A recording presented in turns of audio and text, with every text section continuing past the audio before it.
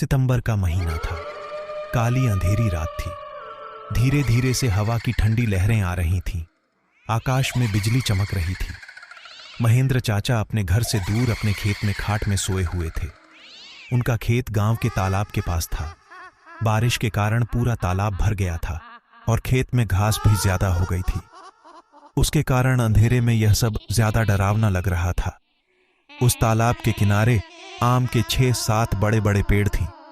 आम के पेड़ की डालियों के आवाज भी काफी डरावना लगता था। अचानक खेत में बंधी हुई भैंस ने चिल्लाना शुरू कर दिया। महेंद्र चाचा को पता ही नहीं चल रहा था कि आखिर ये भैंस ऐसा क्यों कर रही है।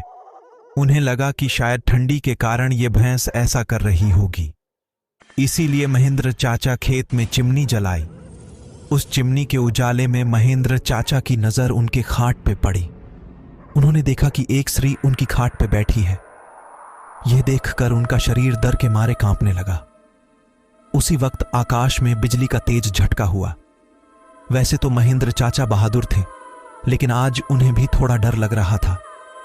उसी वक्त काका ने आग में सूखी घास डाली और आग को ज्यादा बढ़ाया। इसकी वजह से वो औरत ठीक से दिखाई दे रही थी। महेंद्र चाचा ने तापने के साथ बैठे बैठे ही बूम लगाई, कौन है? पर सामने से कोई प्रतिक्रिया नहीं मिली। इसीलिए काका अचंभित रह गए। उनकी समझ में कुछ नहीं आया। काका खड़े हो गए। इसीलिए महेंद्र काका ने सोचा कि अब डरने से कुछ नहीं होगा, मुझे हिम्मत से काम लेना पड़ेगा, क्योंकि जो डर गया वो समझो मर गया। चाचा ने एक बड़ी लकड़ी हाथ में ले ली और बोले, कौन हो तुम? तुम्हें क्या लगता है कि मैं तुमसे डर गया हूं? लेकिन सच तो यही था कि चाचा अंदर से पूरी तरह से डर के मरे कांपने लगे थे।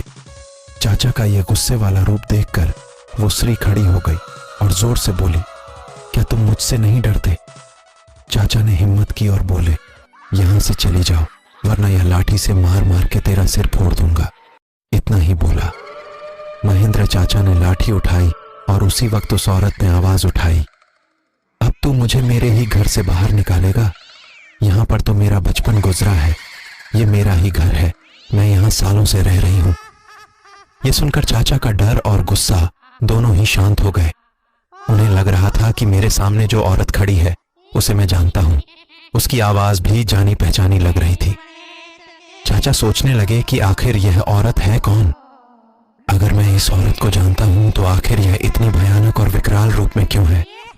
अचानक, अरे यह तो ज्योति है, मेरी बड़ी बहन।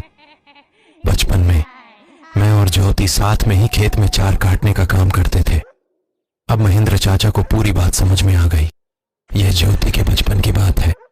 जब ज्योति 14 साल की थी, तब इसी खेत में गांव के कुछ बच्चों के साथ खेल रही थी। दूसरे बच्चों की तरह ज्योति भी पेड़ पर चढ़कर एक डाल से दूसरे में डाल पर छलांग लगा रही थी। अचानक ज्योति जिस डाल पर बैठी थी वह डाल टूट गई और ज्योति मुंह के बल नीचे गिर गई। ये देखकर सारे बच्चे डर के मारे चिल्लाने लगे। बच्चों के चिल्लाने की आवाज सुनकर बड़े लोग वहां पहुंचे और ज्योति को उठा के अस्पताल ले गए। लेकिन तब तक काफी देर हो चुकी थी। ज्योति की मौत हो गई थी।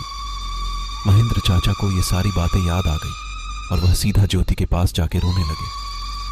जब यह बात गांव वालों को पता चला तो सारे गांव वाले चौंक उठे थे। वास्तव में वह ज्योति ही थी। गांव के एक बड़े बुजुर्ग ने कहा कि जब ज्योति की मौत हुई थी तब वो एक बच्ची थी, इसीलिए उसे बालक समझ के उसे दफनाया गया था। लेकिन वास्तव में उसका अंतिम संस्कार करने की जरूरत थी, इसीलिए ज्योति की आत्मा आज तक भटक रही है। महेंद्र चाचा ने तुरंत ही ज्योति को जहां दफनाया गया था वहां से उसे निकाला। किसकी भी हिम्मत नहीं हो रही थी कि कोई उसके पास भी जा सके। उसी वक्त ज्योति की आत्मा ने गांव वालों के सामने आके कहा कि हाँ, आपकी बात सही है, मैं मर चुकी हूं। आप लोगों को मुझसे डरने की जरूरत नहीं है। मैं अभी भी इसी गांव की बेटी हूं, लेकिन मैं आज तक भटक रही हूं, मुझे मुक्ति दीजिए। बाद में महेंद्र चाचा ने ज्योति के शव का अग्नि संस्कार किया और उसकी आत्मा को शांति दिलाई। आप लोगों को यह कहानी कैसी लगी? कृपया कमेंट करके जरूर बताएं।